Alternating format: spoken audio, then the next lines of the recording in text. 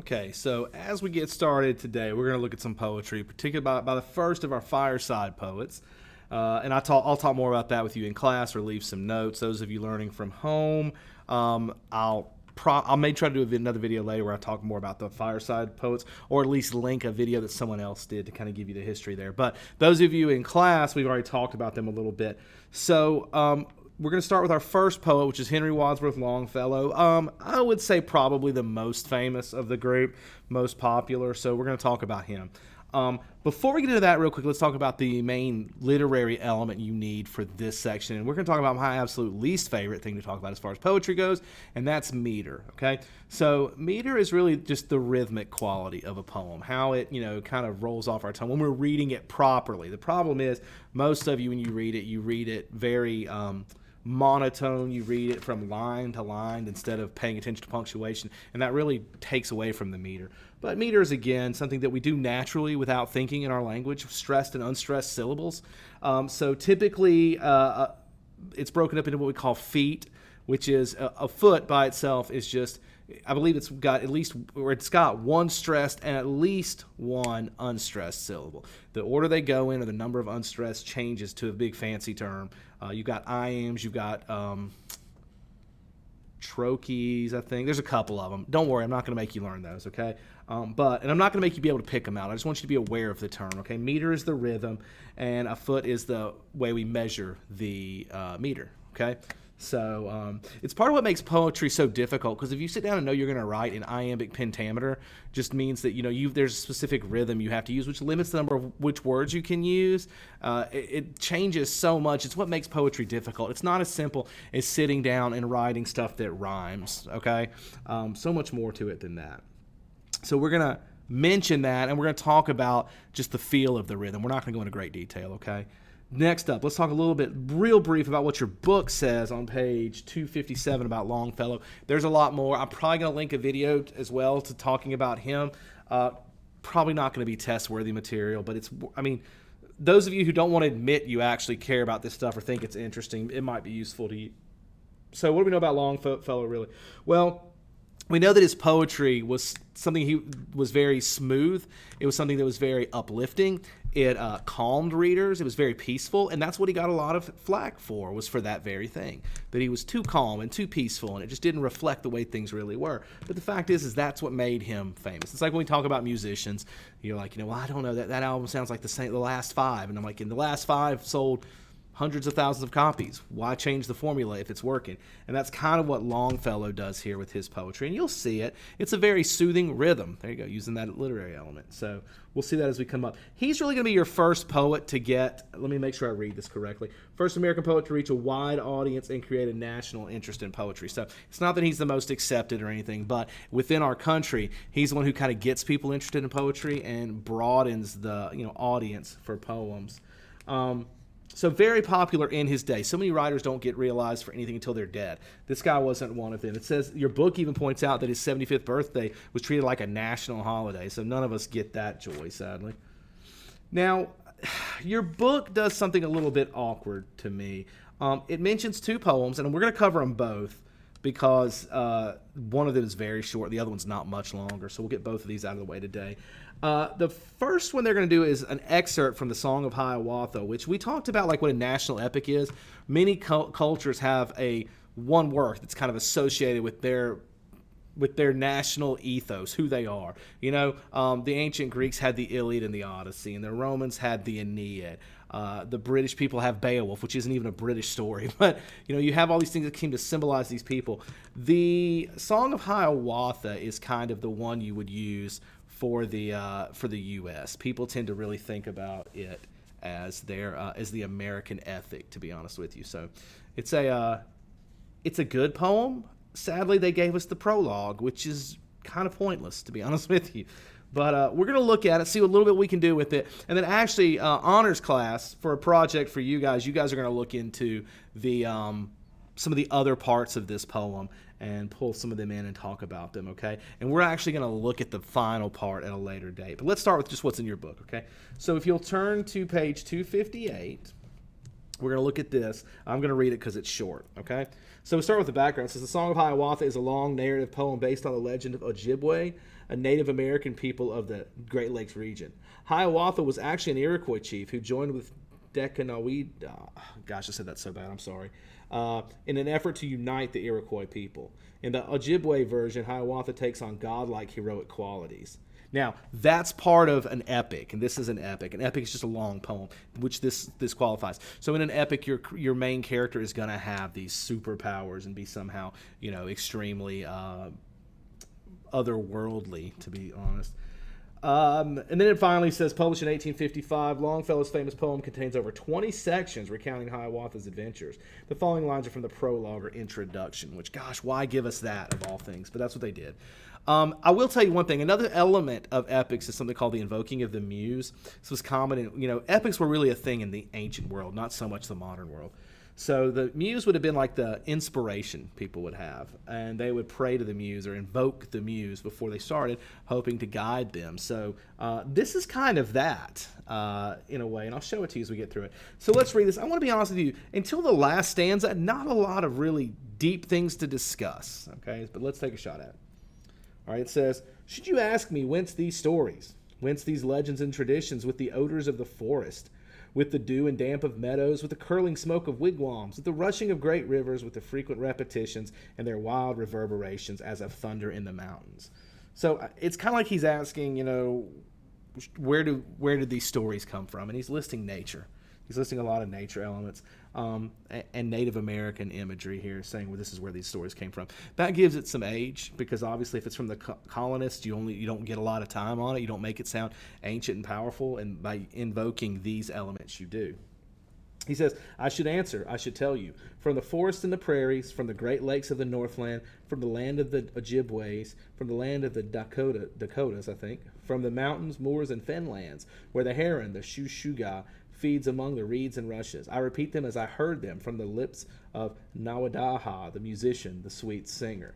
So we get more images of nature and Native American stuff here, saying these stories all come from this. I guess Longfellow, who would have obviously been a very white guy writing with European tendencies, and he's actually modeling this after European work.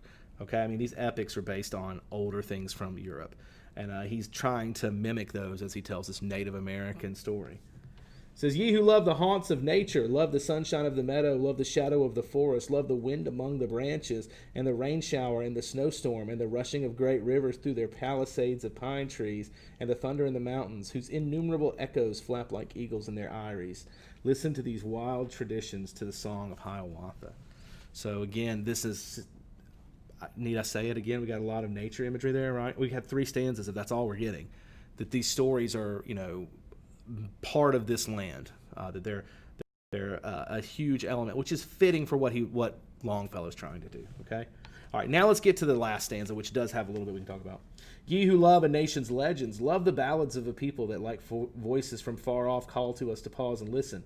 Speak in tones so plain and childlike, scarcely can the ear distinguish whether they are sung or spoken. Listen to this Indian legend, to the Song of Hiawatha, or to this Song of Hiawatha. So again, he's pointing out who this is for. This is for the people who want to hear about the soul and the heart of a nation, which is what these are supposed to emblemize. All right. So, as we're looking at the questions here, because I'm really not sure what the book wants us to get out of this. The rhythm is very bouncy and basic. I should answer, I should tell you, from the forest and the prairies. Notice if you read it like that, looking for the meter, it's very basic and very I don't want to say ponderous, that's not the word, but it plods along very simply.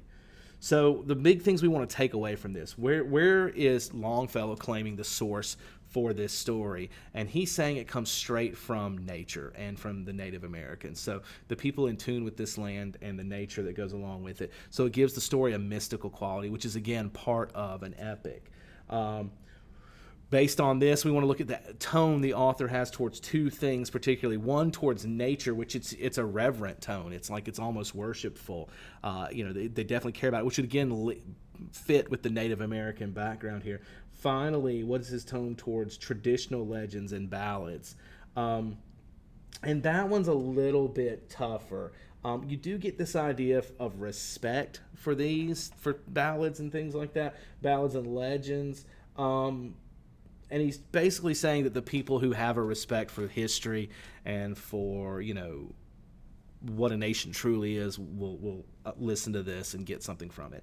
An interesting thing, considering he's writing about, kind of the national epic for the United States and using Native American lore instead. Why not use lore from, his culture, from white people? Well, because it would all be European lore at that point, and he's trying to distance himself. And this is very distant from, the typical things that you would have seen in Europe. So, anyway, we're going to deal with more of the Song of Hiawatha later. The actual story is pretty good. You get this element of the first several books don't even involve Hiawatha. He's not in it.